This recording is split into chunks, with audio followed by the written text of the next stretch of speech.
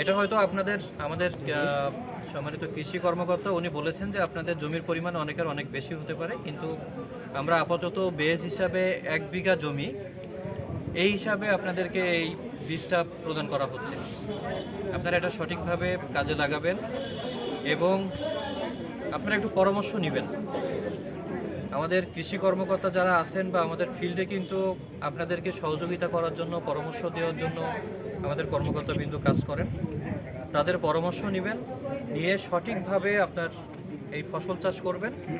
তাহলে একই সাথে আপনারা যেমন উপকৃত হবেন, লাভবান হবেন, ঠিক একইভাবে মোড়েলগঞ্জ উপজেলাও এগিয়ে যাবে আপনাদের মাধ্যমে। আমি আপনাদের সকলকে ধন্যবাদ দিচ্ছি আমাদের আজকের এই উদ্বোধনী অনুষ্ঠানে অংশগ্রহণ করার জন্য। 1700 জন তো আসলে এখানে একসাথে আসা সম্ভব না। আপনাদের দিয়েই আমরা শুরু করব এবং পর্যায়ক্রমে আমাদের অন্য কৃষক যারা আছেন